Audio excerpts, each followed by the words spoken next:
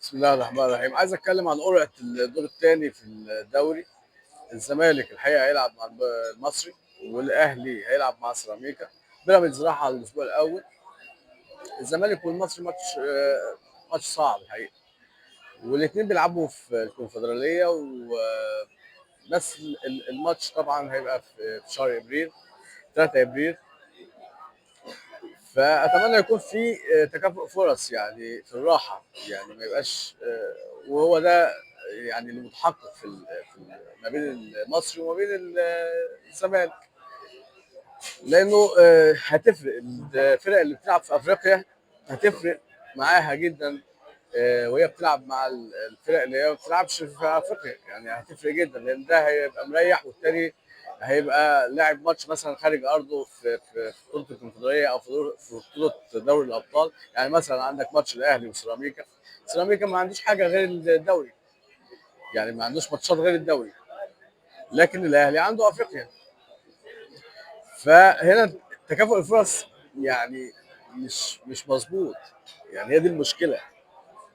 وطبعا المفروض ان الفرق اللي هي بتلعب في بطولات متعدده زي افريقيا كده، سكواد هيسمح لها. يمكن الزمالك ما عندوش ده، الاهلي عنده ده، بيراميدز عنده ده، سكواده يسمح له.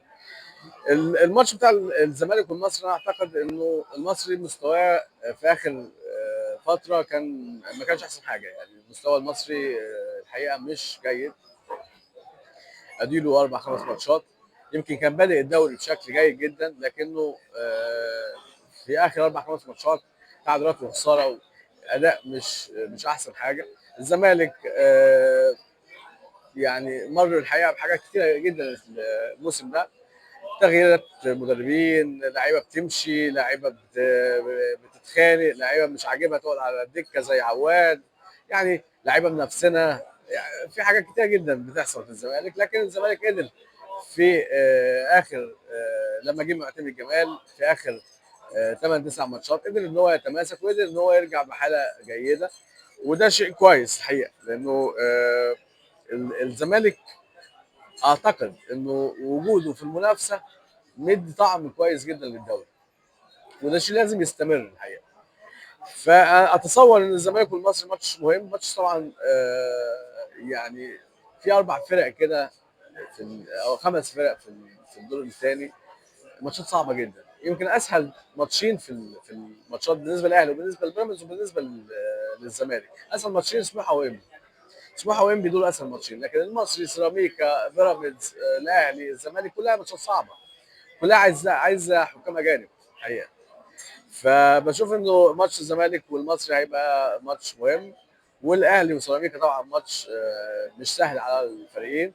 علي ماهر عايز يثبت نفسه، لان هو يعني متوقع ان هو يبقى خليفه طرب، لو طرب اخفق في افريقيا او اخفق في الدوري. متوقع انه ممكن جدا جدا جدا تلاقي علي ماهر السنه الجايه بيدرب الاهلي، ده متوقع. فعايز يثبت نفسه، لكن في نفس الوقت هو عايز الاهلي ياخد الدوري. يعني يعني هو بين نارين. فهو عايز الاهلي ياخد الدوري، لكنه عاوز يثبت نفسه قدام الاهلي ويقول لهم انا مدرب كفء، خلونا ندرب الاهلي، لان دي بتبقى خطوه لانه يدرب منتخب مصر. لانه هو لو وصل ان هو يدرب الاهلي، الخطوه اللي بعدها يدرب منتخب مصر، ملهاش تاني يعني. ما هيجيبوا مين بعد حسام لو مدرب مصري؟ مفيش غير علي ماهر اذا وصل ان هو يدرب الاهلي.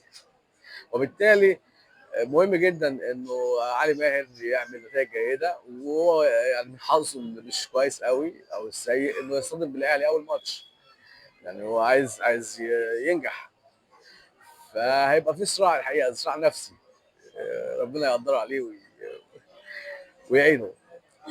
الاسبوع الاول بيراميدز هيريح، لكنه هيصطدم بالمصري ثاني ماتش في الاسبوع الثاني. ده هيبقى ماتش برضو مش سهل على الفريقين يعني. لكن بيراميدز انا اشوف انه من مصلحته ومن حظه الكويس ان هو يريح اول اسبوع. ليه؟ اتفرج على نتائج الفرق الثانيه. انت قاعد مستقنيص زي الفل، مالكش دعوه باي حاجه. شوف الاهلي بقى ممكن يقع منه نقطتين تبقى مصلحه، شوف الزمالك ممكن يقع منه نقطتين 3 تبقى مصلحتين. الدنيا جميله، انا بتفرج يعني. يعني فبيراميدز يمكن هو الاكثر حظا في القرعه دي، والماتشات بتاعت بيراميدز مع الاهلي والزمالك مع الاهلي او بيراميدز مع الزمالك متاخره شويه. يعني ايه، واضح ان ايه، القرعه ما كانتش مغمضه يعني كانت مفتحه. فقالت ايه، احنا نخلي الثلاثه الكبار ما يصطدموش ببعض في الاول، نديهم نفس يلعبوا الفرق الثانيه، وبعد كده يبقوا يصطدموا ببعض يعني. وفي الاخر يقول لك قرعه، هي قرعه فعلا يعني. قرعه غريبه بصراحه يعني. ليه ما الاهلي ما لعبش بيراميدز من اول ماتش، او الزمالك لعب بيراميدز من اول ماتش، او بيراميدز او الاهلي والزمالك من اول ماتش؟ ليه لا؟ القرعه دي يعني مش صعب تتعمل كده؟ صعب صح؟ صعب. فاتمنى التوفيق للجميع، واتمنى ان القرعه السنه الجايه تبقى قرعه ما تبقاش حاجه تانيه. وكل سنه وانتم طيبين، شكرا جدا لكم.